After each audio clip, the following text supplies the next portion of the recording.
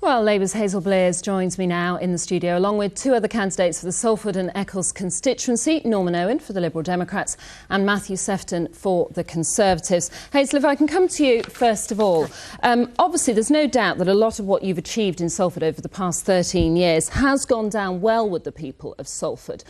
But do you think you can really move on from what has happened over the last year with the expenses scandal? Well, I think people were angry, and in many ways rightly so, with a system that was completely wrong.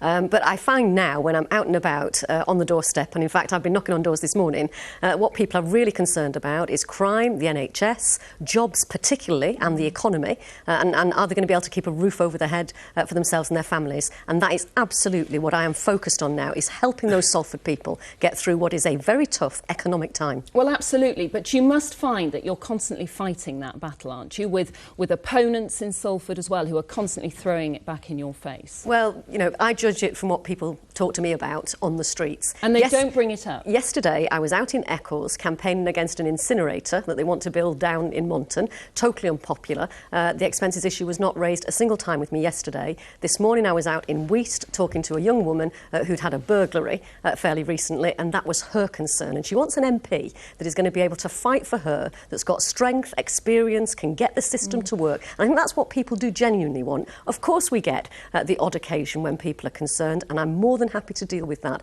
But what they really want is somebody who can be their champion and their advocate. Do you regret, though, that it happened? Do you regret that everything that happened in the last 10 months happened at all?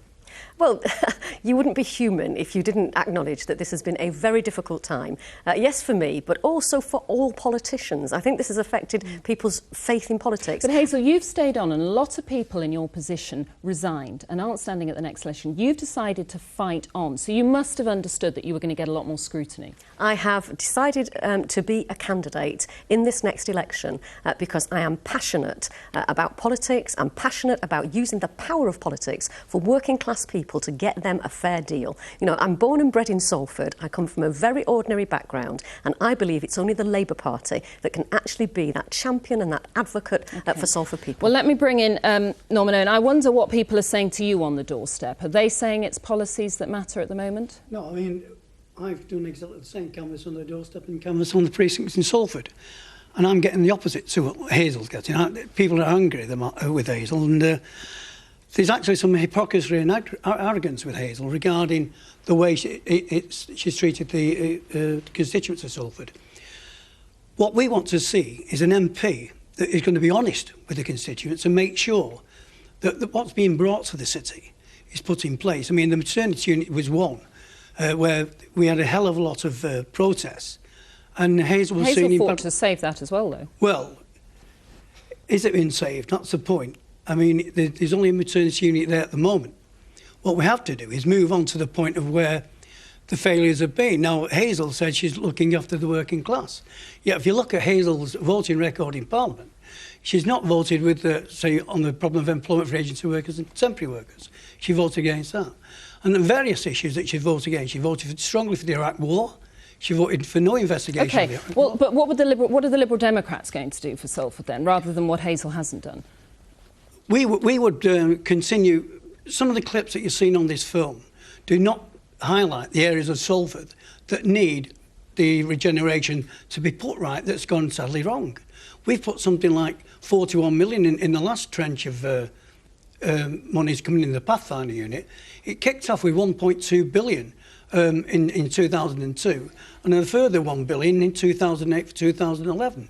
But Norman... Excuse me, Hazel. These areas are still the investment that's coming into Salford, the £200 million in the hospital, the 4 new schools, the £500 million into Media City, 15,500 new jobs, all of that investment will make a difference to working people in OK, I'll let Salford. you come back and then we must bring Matthew. The very point you've made, Hazel, that investment was needed in the first place. And I'll tell you something now. We have been slow on the uptake in Salford to get these improvements moving earlier rather than now. OK, so Matthew, you're listening to this. There is some infighting there, and a lot of it is based against Hazel. Is the Conservatives taking a different tact, or are you also saying, well, let's get Hazel out? Well, I think my experience on the doorstep is that people are disappointed at the moment with politics, and people are disappointed in the Labour government, and they're looking for a change at the moment. They're looking for an alternative, and people are looking for someone else they can vote for. I think people think in Salford that for too long they've been taken for granted by the Labour Party, and they want to change. Yeah, but what real chance do the Conservatives have in Salford? I mean, you had some sort of block of support in the 70s, but that has fallen every election since then. Well, I mean, you only have to look at the last local elections. The Conservatives polled only just over 400 votes less than the Labour Party did across the city of Salford. That indicates a big change to me in recent years, and I think the Conservatives are the ones who can bring that change. People see that the choice at the next election is going to be between another year of another 5 years of a Gordon Brown government, tired government, or the Conservatives who can bring change. Let me just bring Hazel back in. Just sorry, 1 second. You've got something like 8 people standing in Salford, which is going to split the vote massively. Who do you see that helping? I mean, there are campaigners directly against yourself, but then you've got the Liberal Democrats, you've got the Conservatives, you've got lots of independents. Who is that going to help? Well, I think that people have to vote on the basis of policies. And I'd just say to Matthew, you know, people are very worried in Salford. We're just coming through the recession. It's very fragile. What they don't want is a party like Matthew's, the Tories, who are going to make savage cuts in public expenditure, put a lot of more people out of work. You know, the last recession was horrendous for Salford. We've now got something like 5,000 less people unemployed because of a Labour government's policies. The last thing they want, Matthew, is a Tory government that's going to drive us back into recession. I'm sorry, I'm going to stop you just for now. We will speak again in a moment, but for the meantime, all three, thank you very much. Well, still with me is Hazel Blears, Norman Owen and Matthew Sefton. Matthew, how do you think that the Conservatives can engage with young people? I think it's really important. I mean, when I'm out and about on the streets, talking to people, engaging with people, and just letting people see that they can have an influence if they take part, and that they can influence the way the country is run. I think what a lot of people are shocked about is that extremist parties are becoming more successful at the ballot box. And what I say to people is the way to make sure that doesn't happen is by getting involved, by finding out the issues, by choosing a party and by voting, whatever party that is for. But interestingly, having done that report, they just do not trust and do not want to vote for any MPs at all, or any politicians. What can we do about that? Well, I think we should be doing more at local level for the youth of the cities wherever they are. And we haven't done that in Salford. We have starved the youth service for funding.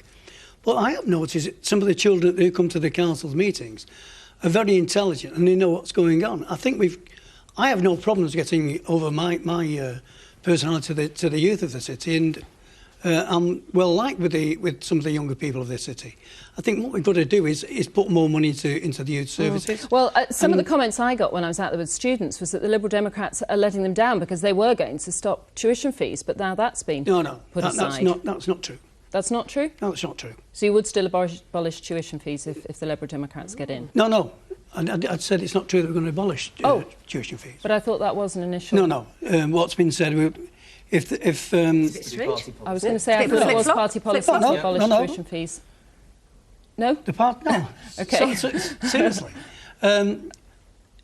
What we would said is if there was a situation like that we would be looking at it again, and that's a fact. All right, OK. But can I just say that... Right, I need to bring Hazel in because we're running out of time. I just want to finish on that, please. In the universities, the Liberal youth movement is very strong. OK. Hazel, how are Labour going to get back young people to vote for them? Well, first of all, I think it's patronising, in a way, to lump all young people together. My experience is that they're just as concerned about crime, the NHS and jobs as anybody else. And I think that politicians, all of us, have a responsibility to talk to young people about the issues. Apprenticeships, getting a job, getting on, making sure the health service is there for you, making sure you don't get robbed and burgled. Those are the issues that young people care about. But they are desperately interested in politics. I think young people are just as idealistic now as when I was growing up quite a long time ago. Because that wasn't the impression I got at all when I was out there this week. I got the impression that they just weren't interested Because they had nobody to be interested in. Do you know what? They're not interested in politics with a capital P, but they care about poverty, they care about injustice, they care about the environment and climate change, and they are just as driven. I think it's our fault and our responsibility to put politics in terms that really excite those young people. Then you'll get them in to do the voting. I think it's about talking to young people. It's not about patronising. It's about talking to getting them on board. Let them see they can have an influence. The very point you made about people not being interested, we have here to get our game together, make sure that we get the message to the youth of this country. OK. Thank you very much, all three of you. I'm afraid we've run out of time. Don't forget to check out our handy guide on party policy. It's on our website. That's bbc.co.uk/politics-show. Follow the links to the North West. And you can always email me directly if you've got a story for us, annabelle.tiffin@bbc.co.uk. Thank you to my guests for today. Now it's back to John Sopel. Bye-bye.